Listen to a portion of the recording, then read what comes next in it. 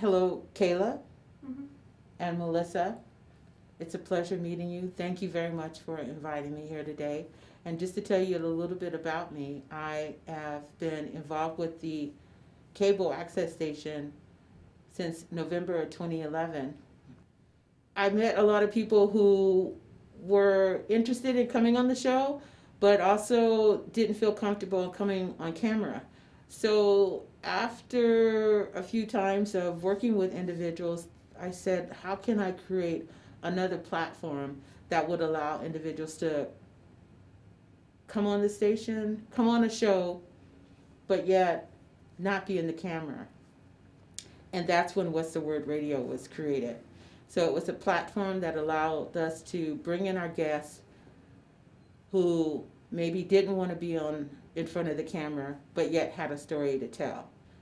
What's the Word is all about what you're interested in sharing with us. So when you are a producer at Cable Access, there are a lot of rules that you have to follow. And unfortunately, within the hip hop community, there were some words that weren't accepted via TV. So by creating the radio platform, we had a little more legway, and an opportunity where people could be more relaxed in their own style of talking and communicating. So a show will consist of music, an artist. It would consist of music that I'll try to bring in from local artists. We'll bring in managers of artists. We'll bring in individuals that are providing information to the community. We had someone in from the Civil Rights Office who talked to us about the census. We have individuals that came up from Worcester who were talking about just their involvement within politics and sharing their own story, because I always feel that if we can share our own story, we never know who our story will help. I was scheduled to be on the show every Saturday from 4 to 6. And so I would work with 4 different DJs so that way each week our show was different. But my goal was to kind of train them, get them acclimated to what's going on at Boston Free Radio, and then them moving on to have their own radio show.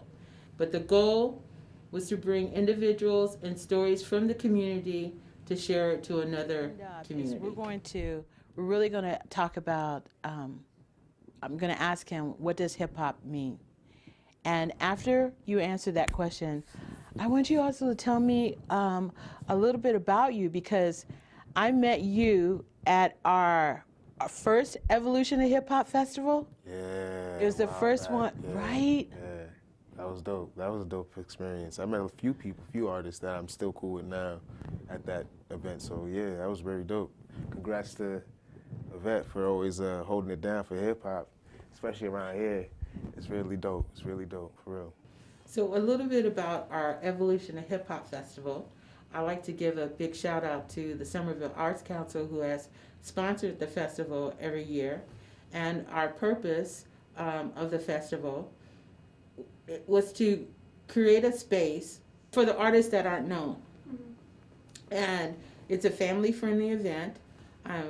The conception came about when I was having a conversation with a local firefighter, Mike Curtis, and we were talking about our kids, and we were talking about how different the hip-hop music that is on the radio is different than what we were listening to when we were coming up. And it's also, we were talking about what music we would want our kids to hear, because we want them to enjoy the hip-hop music. And after that conversation, we're like, okay, let's put a hip-hop festival together. And that's how year 1 started. It was just a place to build a bridge between the generations and the communities and the ethnic groups, the different groups of supporters of hip-hop music. So hip-hop is all over the world, and that was our goal, to bring that to Somerville. And so, like I said, we've only done this about 6 years. Last year we had to do it virtually, so it was a different kind of thing.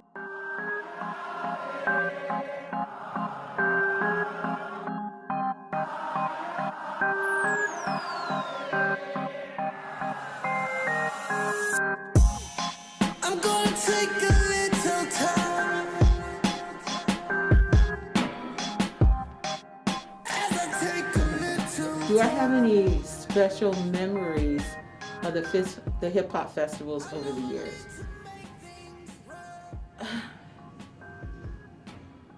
I think the first year is very special because I didn't know if I could pull this off. You know, you kind of start doubting yourself, but I had some great people around me who said, no, keep going, and we did it.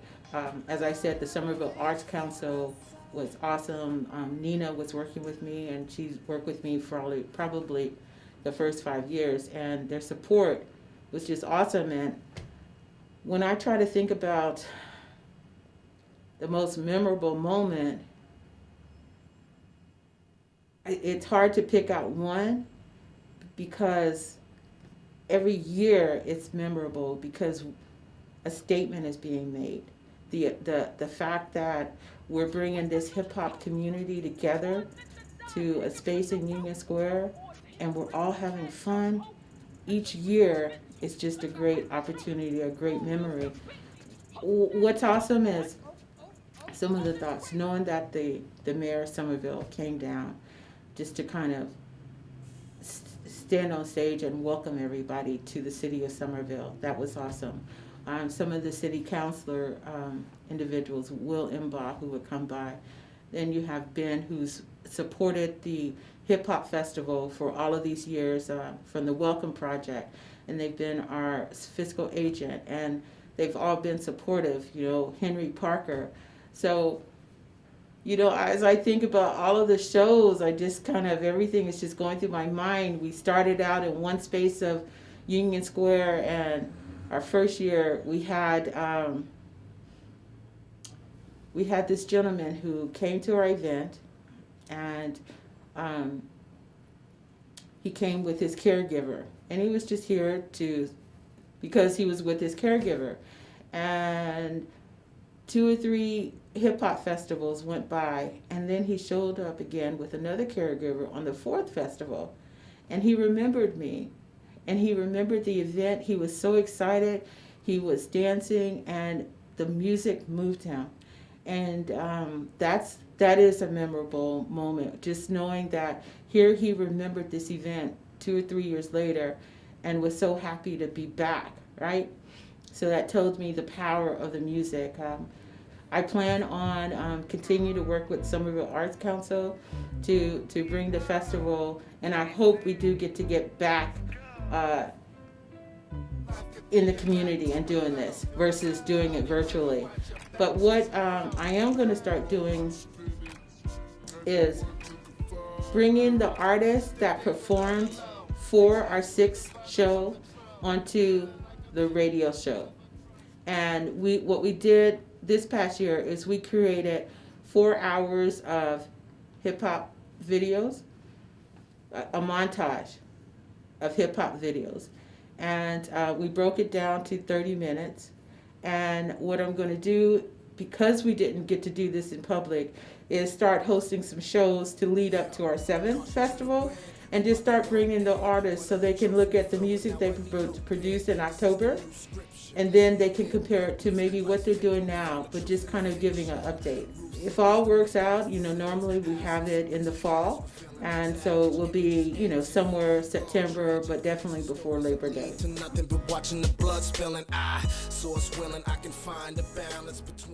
So as I think about my contribution to the betterment of Somerville, I also think about a couple of other shows that I haven't mentioned, and one of my flagship television show, the Somerville Line, that the premise behind that show was to bring on individuals who would talk about what motivates them in life, what inspires them in life, and then they had a platform to discuss what they're doing. Some were authors, some just had a story to tell about their health. So with the Somerville Line, I collaborated with a young lady. Her name is Lisa Ward, and the show that she and I worked on was all about sickle cell anemia. It's a medical condition that affects mostly African Americans or individuals who are not Caucasian, right? And what happens, it just may be called a different name. A friend of mine who's Armenian has the same symptoms as the sickle cell, but it's just a different name, right? So this show is just very important. Lisa is 51 years old, has had sickle cell, and had many heart attacks, blood transfusions, iron overload. But what our focus was to educate the community about sickle cell. And she would bring on different guests who talked about sickle cell, whether they had it, whether their children had it, whether the individuals in their family had it. But our goal was to educate people, educate adults on how they need to interact within the medical field when they're addressing these issues. So that was one show, the Somerville Line. And then I started another show called Our View, O-U-R, View. And it's a show, a television show hosted by men from our community. And I did that show because I have twins. They're 24. I have a boy and a girl. And they always make sure that I see what's going on in the world. And I could not just focus on, doing a lot of things to empower women without thinking about how do I empower my men. So we started the show, Our View. I collaborated with an organization called Fathers in Need, and I collaborated with multiple groups just so that there would be a perception when people look at this television show that has men of color sitting behind the desk, interviewing others, are telling stories. I needed the narrative to be changed, the perception to be changed. I need people to see that men of color are just like anybody else and can do the same kind of job. News behind the desk. So to add that about the TV shows and the radio shows, my commitment or what I feel like I contribute is helping individuals to maybe feel comfortable in sharing their story and realizing that their story could impact somebody else. So I'm a conduit to help and others. Also to celebrate our 3rd annual Hip Hop Festival that's happening this coming Sunday. Yeah. Yes. Hip Hop Parade. Yes. So you've already spoken with DJ Henry. So as I think about what am I going to do now that we're in 2021, a couple of things have happened. One, I started my own business. It's called Wilks Productions Consultancy, because I felt like I meet a lot of individuals who are so disconnected from each other but have the same common thoughts. So I feel like I'm a very natural nucleus type of person, and I said, let me create that to where as I meet individuals, I can put them on my roster, and if someone approaches me with trying to do something, then I create something to help them make their dream happen. What I'd like to see in a year when we sit back in this room and we're talking about, last year was awesome, I'd like to have a structured way to engage within the communities on a regular basis and to be able to support the individuals within the Somerville community and continue doing that. I mean, what I do now, I enjoy, and I just want to be able to continue doing that and making the space better for the young people that are coming up, our seniors that are here, and make sure that I can find ways to build a bridge.